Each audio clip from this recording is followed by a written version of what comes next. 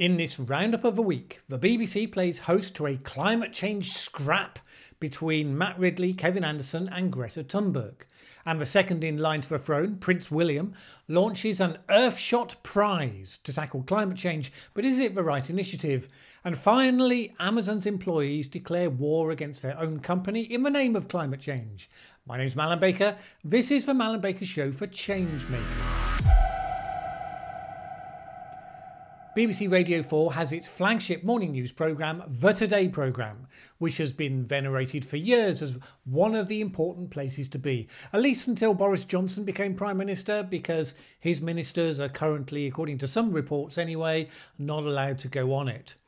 Every year between Christmas and New Year, the programme has on a series of guest editors, well-known people with a perspective, and they get to commission interviews and set pieces throughout the 3-hour programme. This year we were told that one of the guest editors would be Greta Thunberg. And interestingly, one of the other guest editors was Charles Moore, the former editor of the Daily Telegraph and critic of the BBC and particularly of its coverage on climate change. Charles Moore went first. One of his invited guests to talk about climate change was Matt Ridley, who is one of the principal voices against what he describes as climate change alarmism. A lukewarmer, in his own words, believing that climate change is happening, but just not as big a deal as climate scientists and especially campaigners make out. Greta Thunberg followed up with an invite to the activist scientist Kevin Anderson, and therein lay some pretty active tussling. In his interview, Ridley was actually able to make some telling points. He attacked what he said was the BBC's policy for dividing people on climate change into those whose views were approved and those whose weren't. Here's a bit of that. Now, the problem is the BBC, for example, and a lot of other media have decided to let themselves be bullied by climate activists into dividing this into goodies who believe in climate change and baddies who don't, which is actually very inaccurate because of all these people at the lukewarmer end of the spectrum where I sit and where proper climate scientists like Judith Curry also sit. At the other end of the spectrum, you've got people who are effectively doomsday cultists now who say that we're going to have 6 billion people dead in a few short decades. That's Roger Hallam of Extinction Rebellion, or Kevin Anderson, the scientist on whom Greta Thunberg, your next guest editor, heavily relies. And he says we're going to see 4 degrees by 2050. No responsible scientist agrees with that. And yet those people are given a hearing on the BBC, whereas the lukewarmers are denied a place on the BBC. People like me are not allowed. Lukewarmers is your description of yourself, exactly. We're not allowed on the BBC. There was clearly some interesting discussion to be had on the theme of we should be careful not to overreact and not to shut down civilization.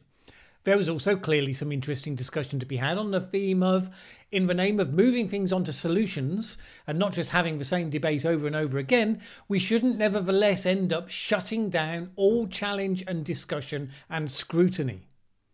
Now, those would both have been conversations that would have met with some sympathy in the perspective of this channel, for a start.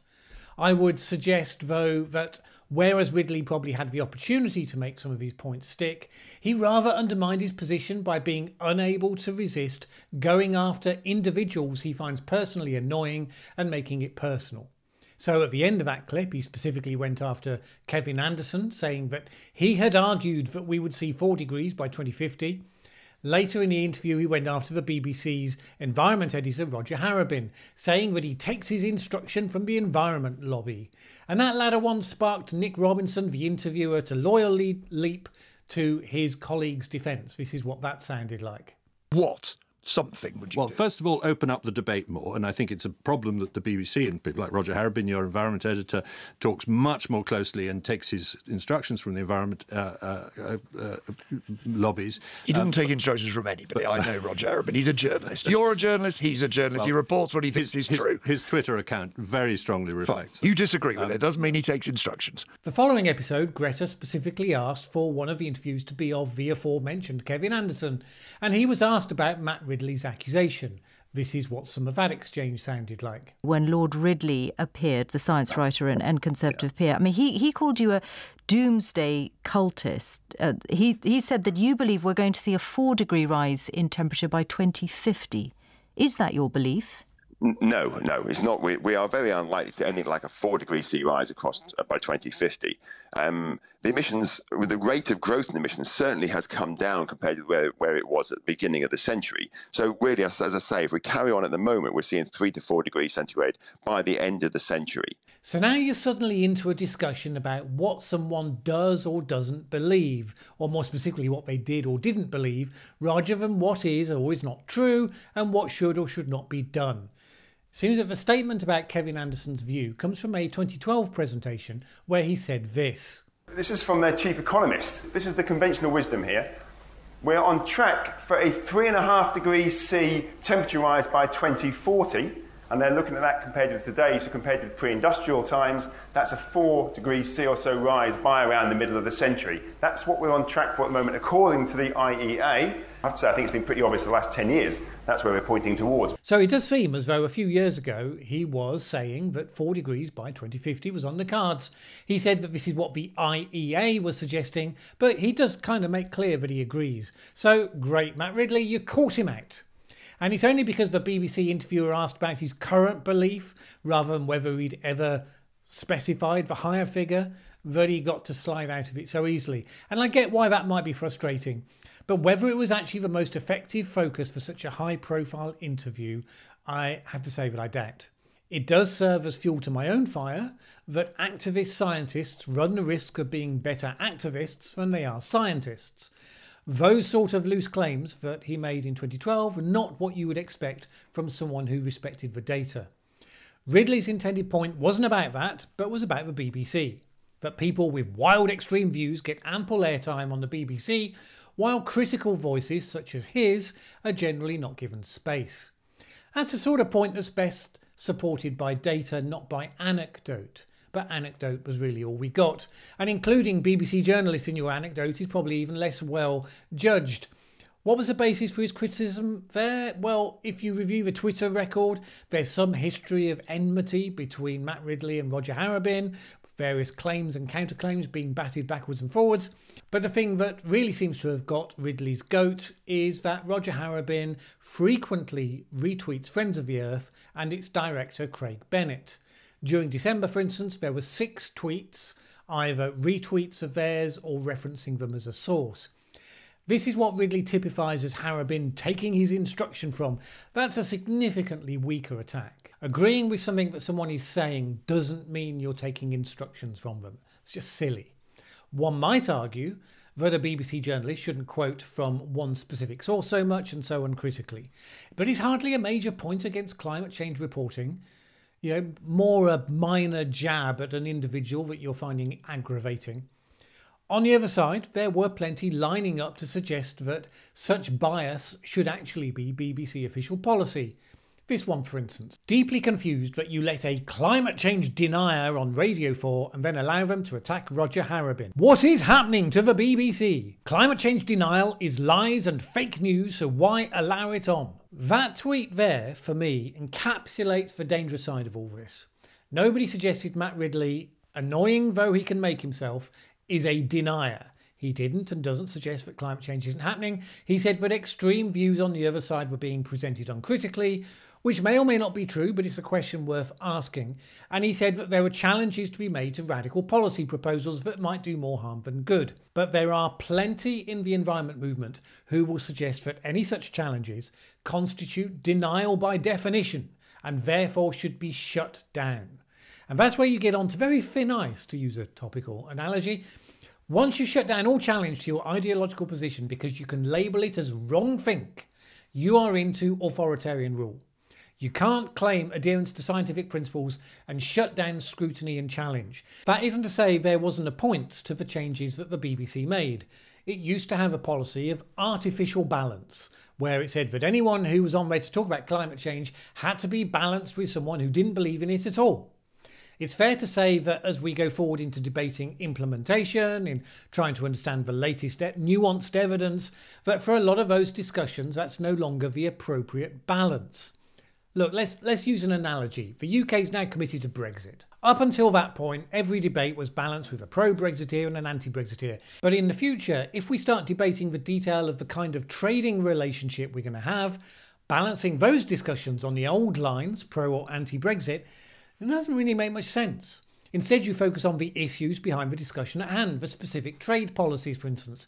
You don't still keep having the same debate over and over again once the focus has moved to a new stage. However, that's a limited change to ensure that the balance of debate meets the current issue. But if alternatively the BBC had concluded that since Brexit had won, it now had a new policy of never providing a platform for someone who had been anti-Brexit, you'd find that pretty astonishing.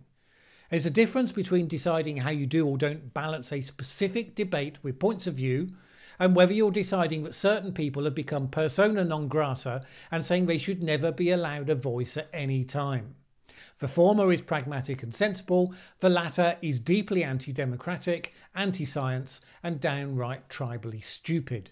Matt Ridley is someone I agree with and disagree with in equal measure.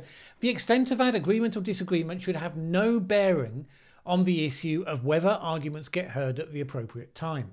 So after all that, the interview with Greta Thunberg herself was pretty straightforward. I've been prepared to gently criticise Greta Thunberg when I think she got something wrong, much to the annoyance of some, and I've been prepared to praise her when I think she's got something right, much to the annoyance of others. But I thought she was pretty much pitch perfect in this interview on behalf of her perspective. I've said before that I think she and the campaigners are too negative about net zero by 2050 goals set by the UK and others, but she put her points on that and other matters very well. When asked how she coped with negative reactions, she brushed them off as not something that needed to be taken to heart. And that's an immensely difficult thing to do, by the way, especially for a young person. If there's any one quality she has that makes her truly exceptional, it's her ability to stay balanced in the face of some of the vitriol.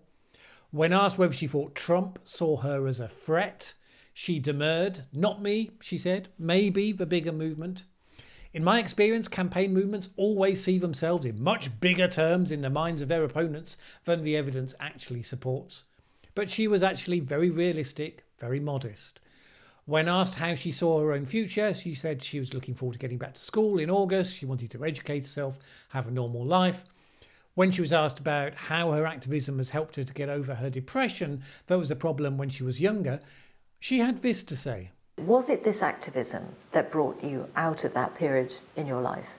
I think it was. I think a medicine, in a way, is to become active, because at least I felt like I'm doing everything I can, so there's not really, I can't do more, so there's no reason to being sad and feeling depressed.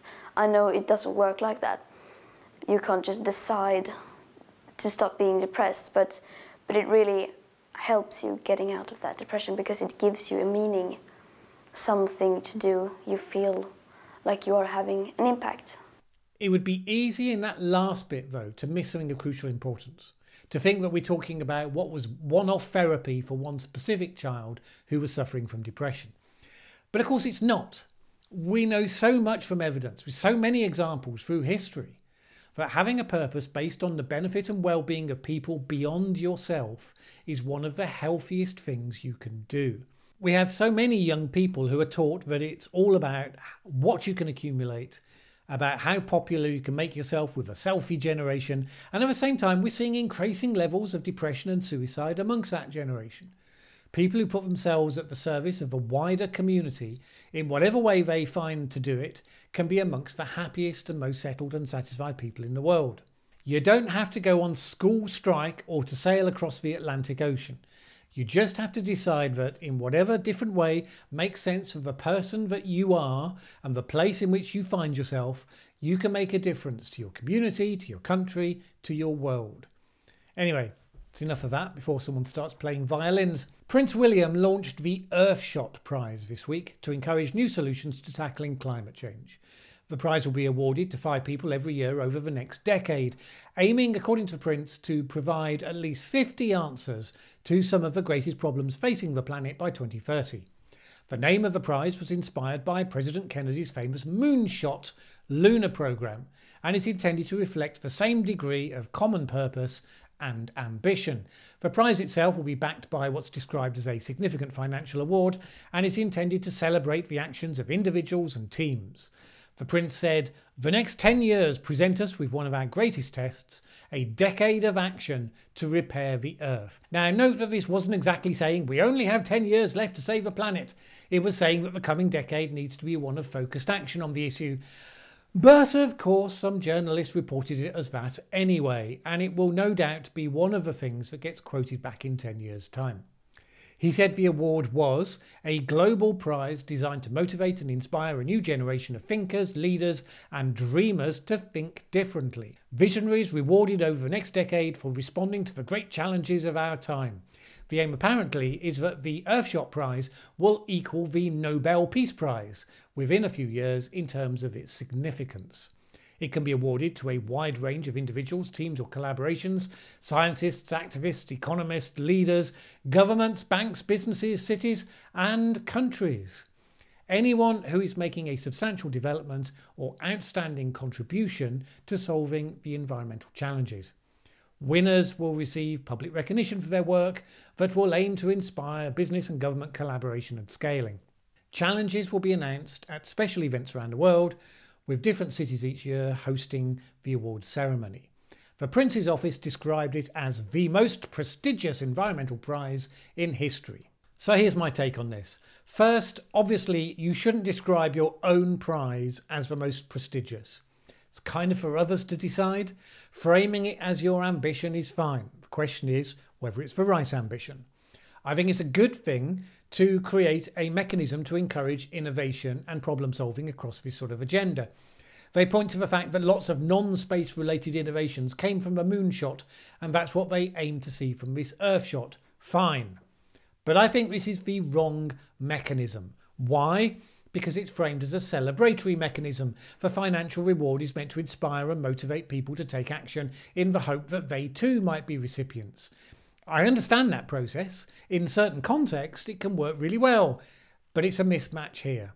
Quote, "A global prize to motivate and inspire a new generation of thinkers, leaders and dreamers to think differently."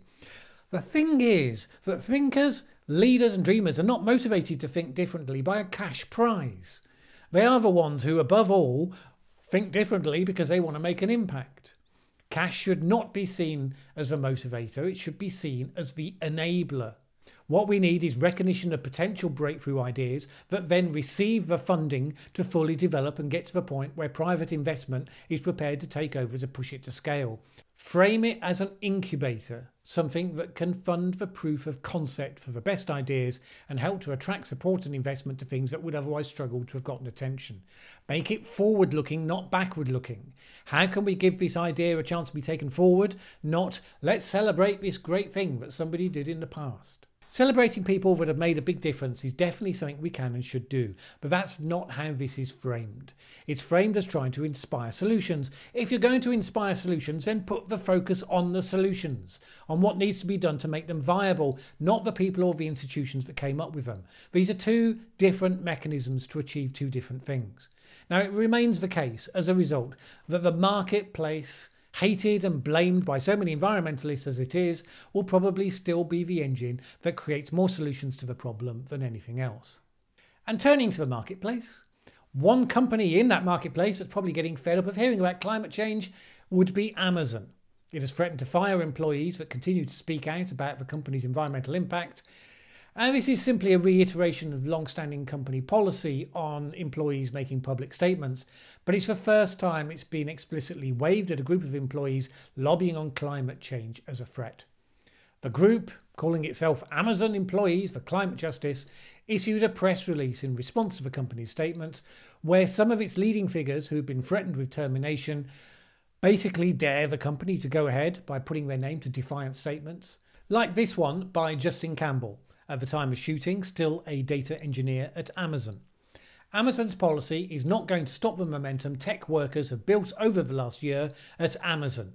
The climate crisis is the greatest challenge we face, and the only way we can find solutions is by protecting people's right to speak freely and disrupting the status quo.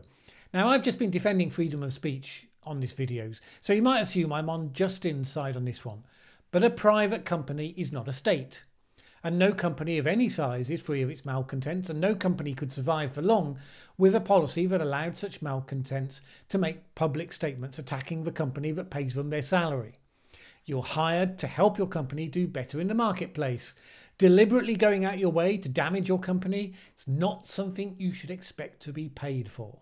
And it's not a good strategy for change. I've dealt for 30 years with companies that are at some stage of the journey towards becoming both successful and sustainable businesses. I've often come across committed employees who act as levers for change, showing their bosses how they can boost the financial success of their business by taking certain first steps and then following where that logic takes them.